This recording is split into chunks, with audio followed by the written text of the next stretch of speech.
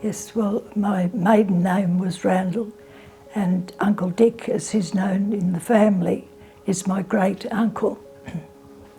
And he obviously had passed on well before I was born. It's my great-grandparents, George and Naomi, sailed to Australia in 1868, arriving in Brisbane in October of that year. And Richard was born on the 5th of February the next year. And I assume that great-grandfather had heard about the farming prospects in this area, or whether South Brisbane was getting too busy and they wanted to move to the country.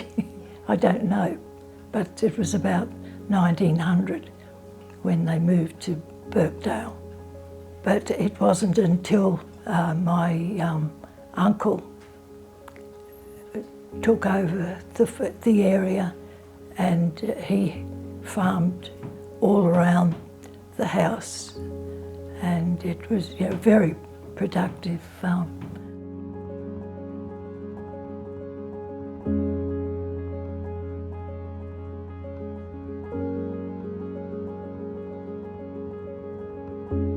With the artist, so how I got to know the artist was through family stories.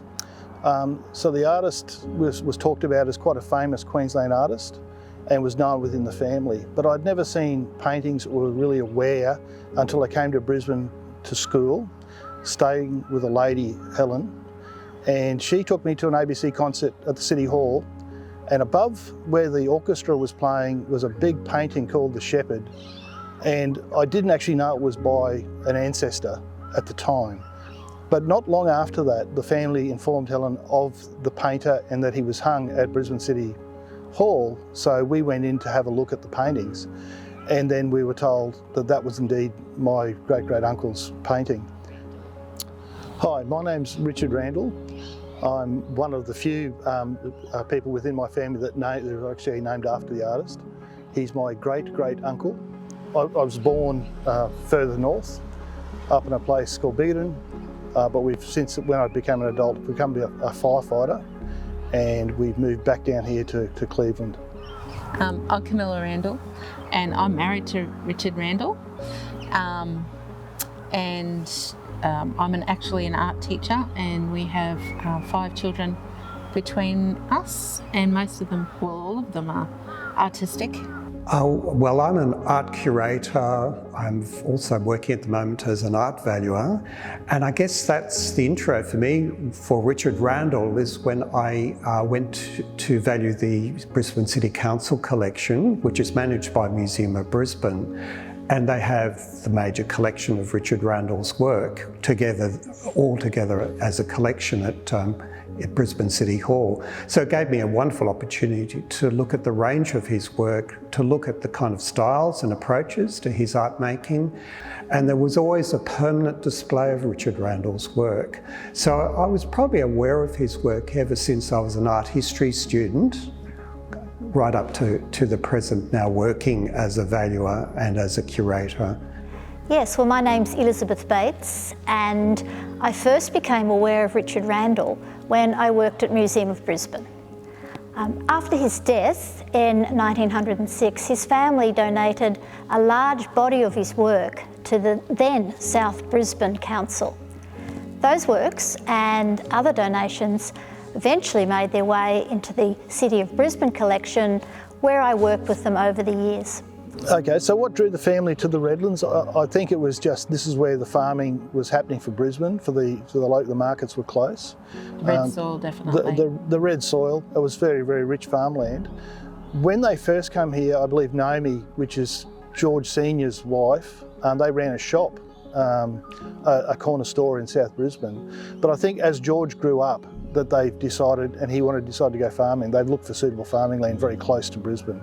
And so I guess this was the location that they chose.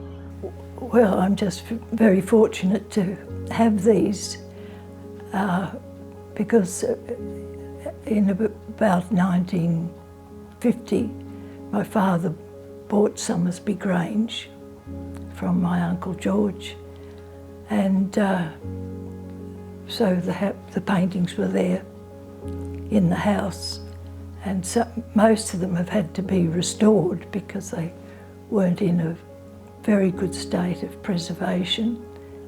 But in recent times, the museum's done wonderful work with their selecting paintings that were worth saving, and the restoration they've done, and that they're safely stored. He trod the very well-worn path that Australian artists of that period made. There were limited opportunities to study art in Australia, particularly in Brisbane. We know that he studied at Brisbane Central Technical College in 1890. In 1891, the family moved to London, and that's when he took the opportunity to study with Professor Herkimer. He was very much interested in the social progress and depicting subjects of the lives of ordinary people. So Herkimer was very much involved in the kind of the Victorian attitude of being socially responsible. And with his skills as a portrait painter, I think that was the thing that Richard Randall would have been most interested in, because Richard Randall wanted to make his name, and the best way of making a name in London at that time was to learn the craft of portrait painting.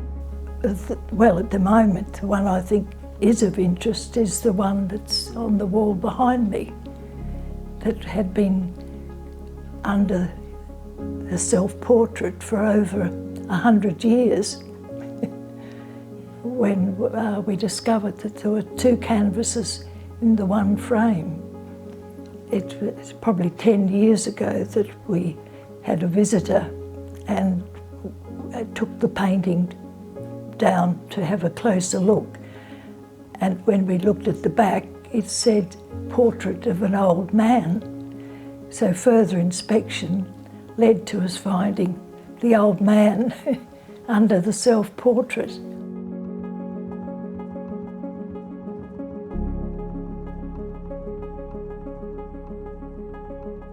So he would have gone to study at Herkimer's school in Hertfordshire, and that would have also opened up the opportunity for him to paint the English landscape.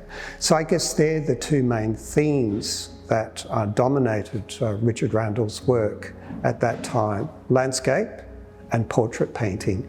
The thing about learning the craft of portrait painter is that you have to find subjects to paint. And in learning the craft of portrait painting, you have to avail yourself sometimes from your own members of your family, and also to paint yourself, because that's the greatest way to learn to paint a portrait, is to paint the familiar faces around you, and they're free. You don't have to pay for a sitter. And at that time, it was very common, while you were still learning the craft of portrait painter, that you would have to pay a studio sitter. Well, I think he returned to Queensland because he felt the need to represent Australia in paintings. So I think he'd learned quite a lot about a very naturalistic style. We're capturing light. So at that time in Europe, you're sort of at the very forefront of the start of the Impressionists. So light was very, very important. So I think he felt the need to come back and capture something very unique, the light here in Australia and especially in Queensland. It was the pure magnetism of the Australian bush that influenced Richard Randall's approach to landscape painting. Even when he was living in England, he would take time out from his studies to travel throughout what the locals would have called the countryside, seeking sites for his paintings. On his return to Australia, his curiosity and adventure took him into the outdoors to paint, as the French would say, in the plein air. I think he was a fine portrait painter, He also was able to produce quite large, interesting, complex subject paintings, sometimes called genre paintings or also called history paintings, but those really large ones at Brisbane City Hall, where they depict Australian pioneering subjects, they're really fascinating as well. But another thing that I think his work is very fine are the plein air landscape paintings of southeast Queensland. So he seemed to have a mastery of portraiture, the human figure, being able to create these large subject paintings, and also these very fine plein air landscape paintings where light is depicted so beautifully. Yeah, there's this beautifully pure light, something you wouldn't have seen in England.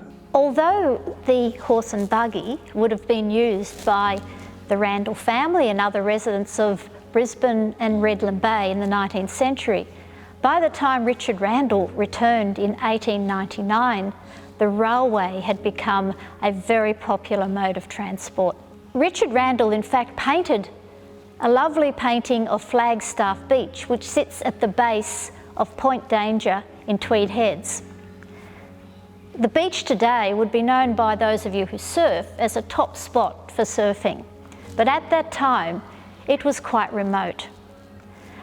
I don't think it's any coincidence that this painting was completed a short time after the Gold Coast rail line was extended from Southport to Tweed Heads.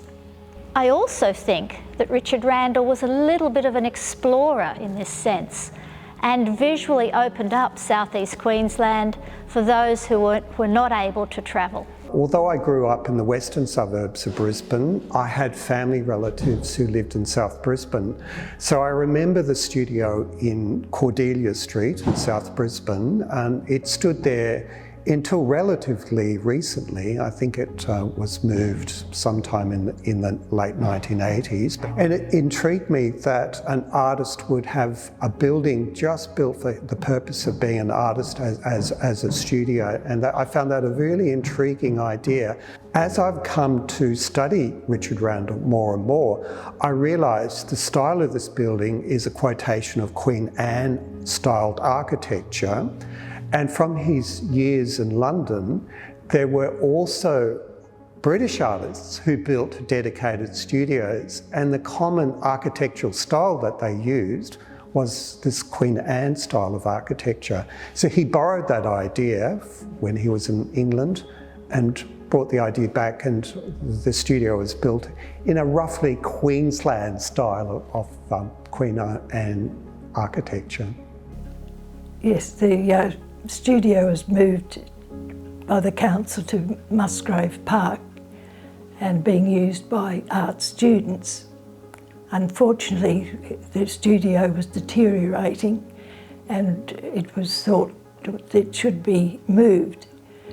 My cousin Margaret was very involved, and Ross McKinnon from the Botanic Gardens was very involved, and he was happy and was instrumental, I think, in having the studio moved to the Botanic Gardens. Richard Randall's painting style sits somewhere between the more traditional romantic landscape painters and the more outlandish impressionist artists' work that he would have come across during his time in Europe. I'm sure he was aware of both approaches, but it was his use of light and colour that show him to be a truly progressive artist. Not only was he trying to depict the scene in front of him, but also the atmosphere of the moment. This illustrates that Richard Randall was definitely an artist who was looking forward and not to the past. For me, Richard Randall stands out as a significant figure in art history in Queensland. What I would say is that there were other artists of that period who went on to really make their names for themselves, and we can think of some of the women artists such as Vida Leigh and Bessie Gibson, but they enjoyed much longer lives. and they had an opportunity to not only to nurture a career but really to establish their career here in Queensland. That didn't happen for Richard. He died too young. He was only back in Queensland for 7 years. He returned in 1899 and he had passed away by October 1906. So a life cut short, unfortunately, which also cut short his career as an artist. I think if he had lived a longer life, he would have become much better known. And I guess we're lucky to have what we do to remember him by, and hopefully in time he will be have better recognition.